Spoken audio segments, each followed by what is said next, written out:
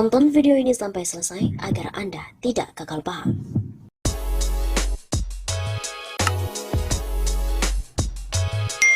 Sobat Nami Mas Sapa, kembali bersama dengan kami untuk mengulas fakta-fakta perpolitikan dan juga informasi terkini di tanah air.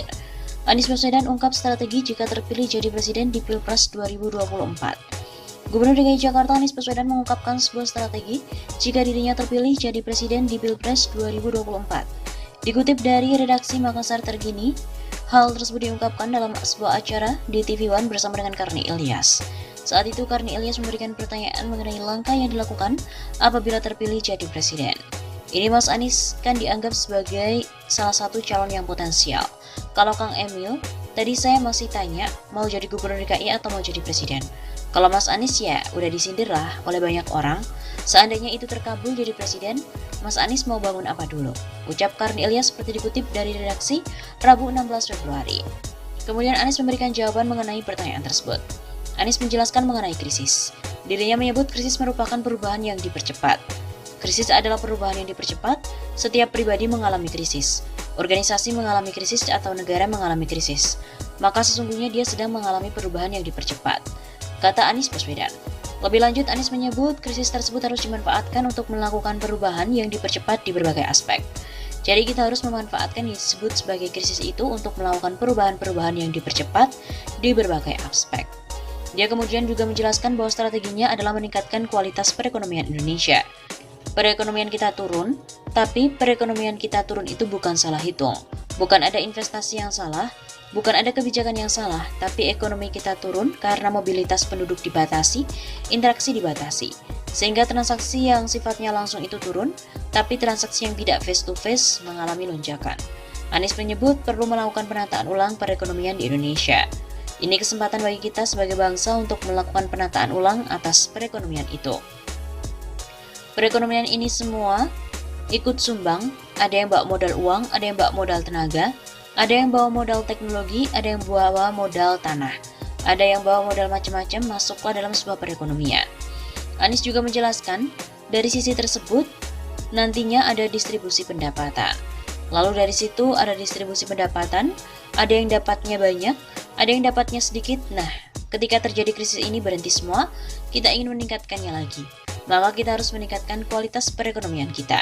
Bukan saja perekonomian yang berorientasi pada pertumbuhan yang cepat, tapi juga pertumbuhan yang berkualitas. Begitu ungkap Anies.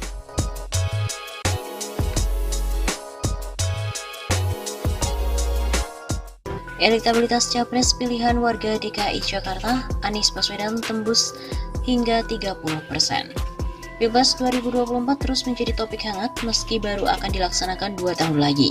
Dalam survei bertajuk Survei Evaluasi Kinerja Pemprov DKI Jakarta dan Peta Politik menuju Pilgub 2024 yang diadakan oleh lembaga Survei Populi Center, ada 22 nama yang diajukan sebagai Capres 2024.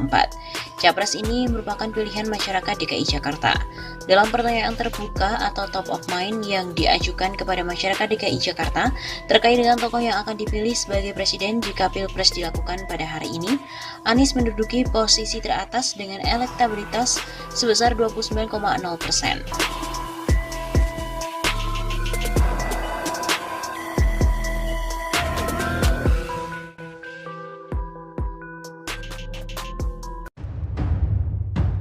Jakarta diusulkan jadi daerah istimewa Jakarta Raya setelah ibu kota negara RI akan dipindahkan.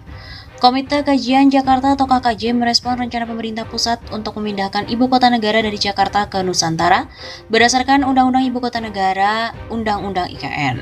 Direktur Eksekutif KKJ Syaifuddin mengatakan pihaknya juga merespon permintaan pemerintah kepada masyarakat untuk memberikan masukan terkait konsep Jakarta ke depan setelah tidak lagi menjadi ibu kota negara RI.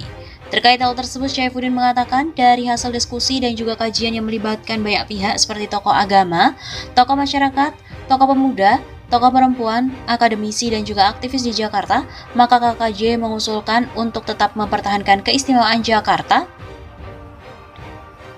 menjadi provinsi baru yang bernama Daerah Istimewa Jakarta Raya.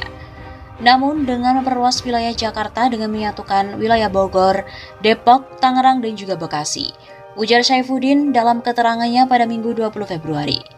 KKJ menurut Syaifuddin menjelaskan beberapa alasan. Yang pertama, dimensi historis. Jakarta memiliki nilai sejarah yang tinggi sebagai ibu kota negara sebelumnya. Yang kedua, dimensi ekonomi. Jakarta memiliki infrastruktur maju sekaligus sebagai pusat perdagangan serta bisnis, pendidikan, dan juga kesehatan. Yang ketiga, dimensi geografis. Jakarta sebagai kota metropolitan perlu adanya perluasan wilayah dengan menggabungkan wilayah penyangga Jakarta. Mengingat daerah penyangga lebih dekat jaraknya dengan pemerintah pusat Jakarta ini dibandingkan dengan ibu kota provinsi. Yang keempat, dimensi budaya dan emosional, yang mana penduduk daerah penyangga adalah mayoritas etnis Betawi. Yang kelima, dimensi regulasi kebijakan. Pemerintah Jakarta perlu mengambil kebijakan yang cepat dan tepat untuk mengatasi problem yang ada di Jakarta. Yang keenam, dimensi pembangunan yang berkeadilan, mendorong pertumbuhan pembangunan ekonomi daerah penyangga lebih merata. Setelah tidak lagi menjadi ibu kota negara, DKI Jakarta diusulkan menjadi daerah istimewa oleh Komite Kajian Jakarta atau KKJ. Konsep Jakarta sebagai provinsi baru ini merupakan hasil penyatuan dengan wilayah Bogor, Depok, Tangerang, dan juga Bekasi. Direktur Eksekutif KKJ, Syaifuddin menjelaskan, ada beberapa pertimbangan perlu adanya daerah istimewa Jakarta Raya, salah satunya sebagai pusat ekonomi dan bisnis di Indonesia.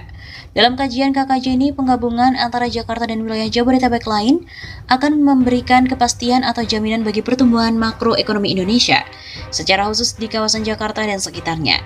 Sikap optimisme ini didasarkan pada ketertarikan investor lantaran adanya perizinan satu pintu di tingkat provinsi. Misalkan gini, saya punya pabrik di Bekasi, kantornya di Jakarta. Nah, kalau ini dalam satu payung, satu atap, ini sinkronisasinya akan lebih mudah. Kecepatan dalam mengurus izin itu menjadi penting gitu. Jadi, tidak ada tumpang tindih, maka ini perlu penggabungan atau satu atap. Ujar Syaifuddin dalam konferensi persnya.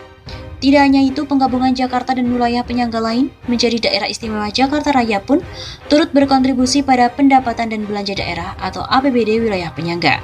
Syaifuddin menilai sejauh ini masih ada gap antara APBD Jakarta dengan daerah lain. Gap terjadi lantaran izin investasi. Selama ini daerah sekitar tidak bisa optimal karena tidak sinkronisasi kebijakannya, regulasinya. Bagi pebisnis, investor itu yang dibutuhkan adalah kepastian dan juga kejelasan regulasi. Syaifuddin juga menilai keberadaan daerah istimewa Jakarta Raya akan mendorong realisasi atas proyeksi Bank Dunia dan juga International Monetary Fund atau IMF atau Dana Moneter Internasional bahwa Indonesia akan bisa menjadi negara dengan kekuatan ekonomi terbesar keempat di dunia di tahun 2045. Menurut dia, sulit terrealisasi prediksi tersebut apabila Jakarta dan daerah penyangga lain masih dikelola oleh masing-masing pemerintah daerahnya. Artinya kita perlu platform atau tatanan untuk kota untuk menjawab harapan dan optimisme itu. Karena Jakarta yang saat ini tidak mampu menjawab tantangan itu, sehingga perlu size-nya diperbesar. Karena selama ini koordinasi dan kebijakan itu tidak efektif untuk menjangkau daerah sekitarnya. Pertimbangan lain juga perlu adanya daerah istimewa Jakarta Raya adalah dimensi historis, lalu Jakarta juga memiliki infrastruktur maju sekaligus sebagai pusat pendidikan dan juga kesehatan.